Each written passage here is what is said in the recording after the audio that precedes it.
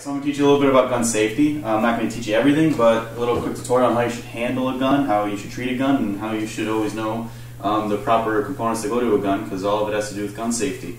What you really want to do is, before you even take your gun out to fire, you always want to know what you're firing. You want to really get to know your gun and really know how it works.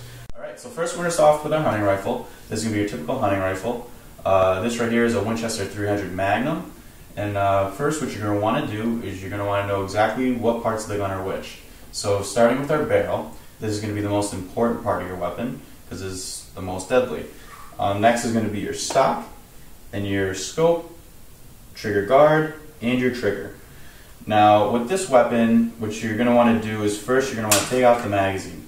It's a small little magazine, but it will hold 4 rounds.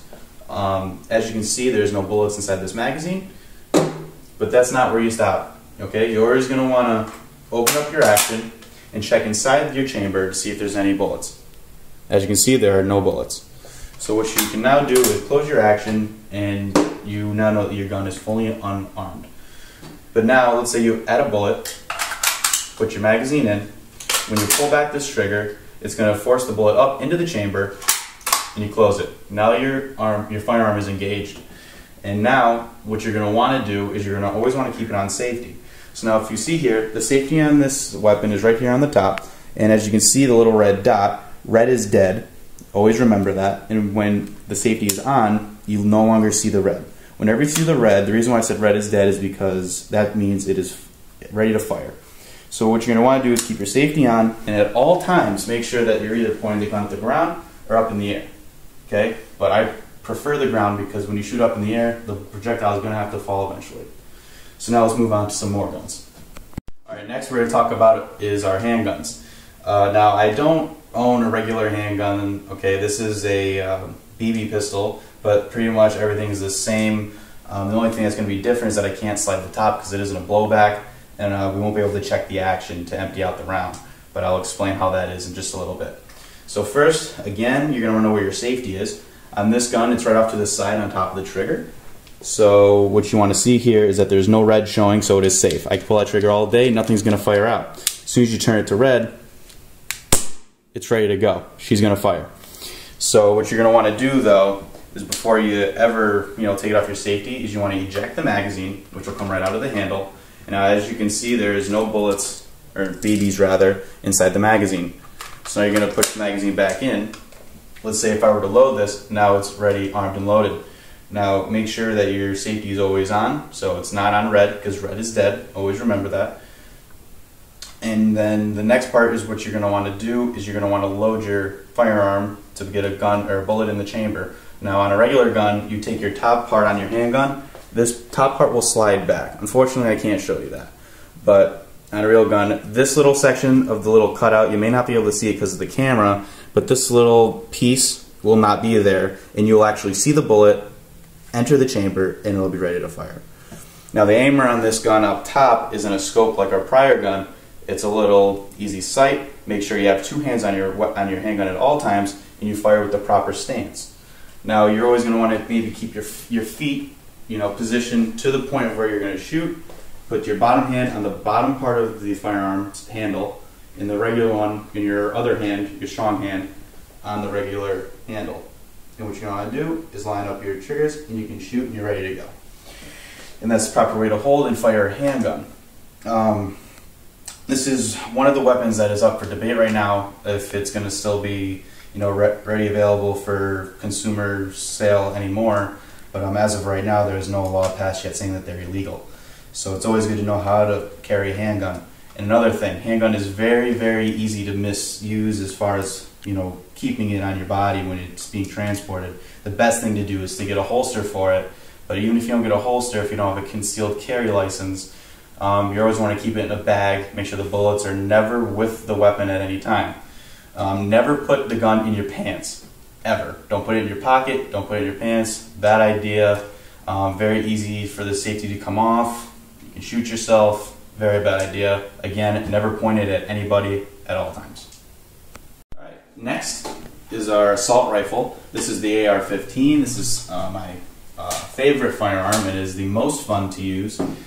It's usually, I use it mainly for sport, plinking. This is the 22 version. Unfortunately, I didn't have the 223 version. My brother took it, and I won't be able to show you that. But this is the exact replication, just in a 22 caliber.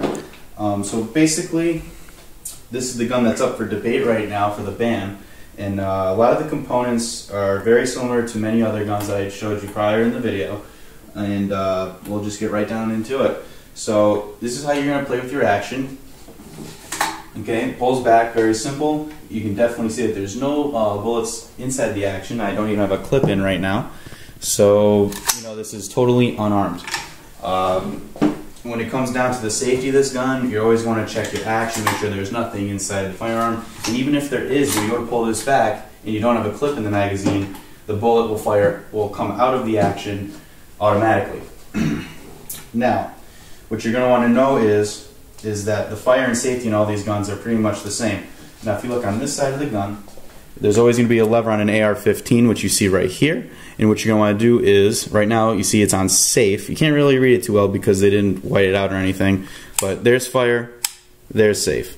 Now, there's no red is dead on here, which I think is something that should be added to these guns, especially to make them a little bit safer.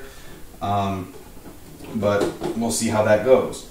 And now, just looking at this firearm, as you can see, there's a front handle foregrip. I got a bipod on here.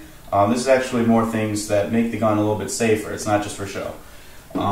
This bipod keeps it nice and steady, so I don't have to worry about when I fire that it's going to jerk back and cause me to shoot elsewhere when it comes off.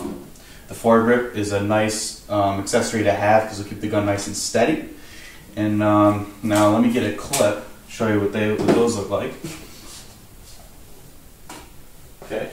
Right here I've got your 30 round and your 10 round magazine. This 30 round magazine was purchased before the ban that they put on the magazines. And this is your standard 10 round magazine. This is what they want to change the law to, so you can only have this. Personally, not as fun. But you load it in as so, it clicks right in. Now when you want to take that out, there's a button, clear as day on the side. It's going to be the same on any AR-15. They're all the same, which will eject it. And again, you're going to want to see if there's any bullets in the magazine first. Then you check your action, and you're good to go. And, you know, really just make sure you never point this at anyone, or anything rather, unless it's a target, okay? And always keep it pointed down at the ground.